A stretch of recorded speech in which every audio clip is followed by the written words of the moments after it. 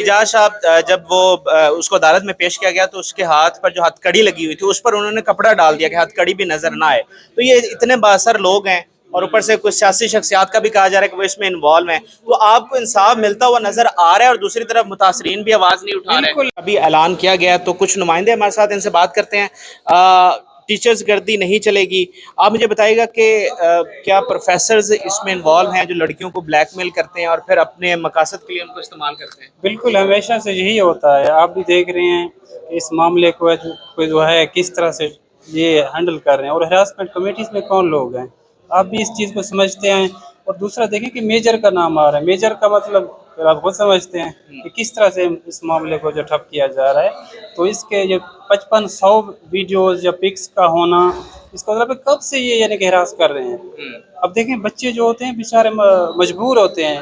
Family کی طرف سے پریشر ہوتا ہے. ایک تو تربیت اچھی نہیں ہے ہمارے پیرنٹس کی کہ وہ نا ہمیشہ بچوں کو یہی کہتے ہیں کہ آپ نے پاس ہونا ہے, مارکس اچھے لینے ہیں, ڈگری کب کیوں ختم نہیں ہو رہی, فلاں نہیں ہو. تو اس وجہ سے بچے بلیک میل ہو جاتے ہیں کہ تھیسس اڑا ہوا ہے بھئی آپ نے کیا کرنا ہے, تھیسس پاس کروا دیتے ہیں, چلو ٹھیک ہے ہمارا وہ. پھر آپ دیکھیں اس طرح سے کب تک ہوتا رہے گا. میرے خیال سے اس چیز کا حل یہ ہے کہ جو اسٹوڈنٹس کی نمائندگی ہے, جو کمیٹیز بنتی ہیں ہراسمنٹ, تو اس میں اسٹوڈنٹ ہونے چاہیے تاکہ اسٹوڈنٹ کے سمجھتا ہے اس کی جو سیمیسٹر سسٹم کو ختم کرنا چاہیے. آپ اس کے حق میں ہیں؟ بالکل. میں یہ کہوں گا کہ کم از کم جو پیپرز چیک کرتے ہیں وہ جو نیوٹرل بندہ ہونا چاہیے. سیمیسٹر سسٹم بے شک نہ ہو لیکن جو پیپر چیک کرے وہ وہی ٹیچر نہ ہو, اس کے ہاتھ میں نہ ہو, کوئی اور ڈپارٹمنٹ کا ہو. وہ جو اس کے اوپر رول نمبر ہوتا ہے وہ جس طرح اینول سسٹم میں رول نمبر کارڈ لیتے ہیں اور اس پر چیکنگ کرتے ہیں. تو میں یہی کہوں گا کہ اس طرح کا سسٹم ہو کہ ٹیچر خود پیپر چیک نہ کرے بلکہ کوئی اور ٹیچر, کوئی نیوٹرل بندہ چیک کرے. اچھا یہ بھی بتا دیں کہ کچھ لوگ یہ کہہ رہے ہیں کہ جناب یہ جو خواتین جو شامل ہوئی ہیں اس میں وہ اپنی مرضی سے جاتی تھی اپنی خواہشات پوری کرنے کے لیے. ایک دو میسج آپ کو وہ دکھائے گئے ہیں تو ایک دو کی مرضی ہونی بھی ہے لیکن وہ بھی مجبور ہو کے کہہ رہی ہونی ہے. لیکن ہم کتنی لڑکیاں اپنی مرضی سے گئی ہونے ہیں, کتنی کیا 5500 لڑکیاں اپنی مرضی سے گئی ہیں. ایک دو لوگوں کا بس آپ کو میسج دکھا دیا اور پورا پروپیگنڈا جو ہے اس کو جو ٹرم کی طرف. ایک طرح سے دیکھیں کہ اگر مرضی سے بھی جائیں تو پھر بھی آپ جسٹیفائی تو نہیں کر سکتے کہ یہ یونیورسٹی میں ہو رہا ہے. یہ سارا بھی غلط ہے. یونیورسٹی میں جہاں پہ ٹیچر جو ہے باپ کی حیثیت رکھتا ہے, ٹیچر جو بے شک مرضی سے بھی ٹیچر کو تو چاہیے ان کو گائیڈ کریں.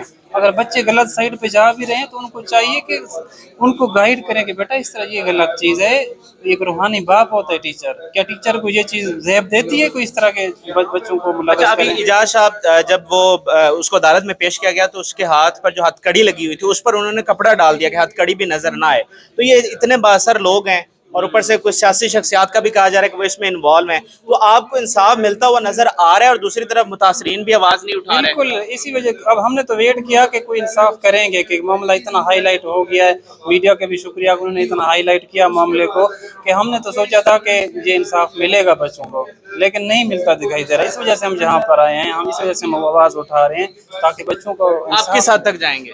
ہم تو بھی پروٹیسٹ کریں گے اور جہاں تک انصاف نہیں ملے گا. میں سرائیکی کونسل پنجاب یونیورسٹی کے چیئرمین ہونے کے ناطے اور الائنس جو ہے ہمارا Saraiki council all over the Pakistan, اگر یہ معاملہ حل ان کو انصاف نہیں ملا تو ہم تو پروٹیسٹ کی طرف جائیں گے اور اس دن تک جائیں گے جب تک ان کے خلاف کارروائی نہیں ہوگی. بہت بہت شکریہ. تو آپ نے ان کی بات سنی, وہ کہہ رہے ہیں کہ انصاف ملتا ہوا نظر نہیں آ رہا اور اگر انصاف نہیں ملتا تو پھر ہم سڑکوں پر ضرور نکلیں گے. فی الحال اجازت, جی اللہ حافظ.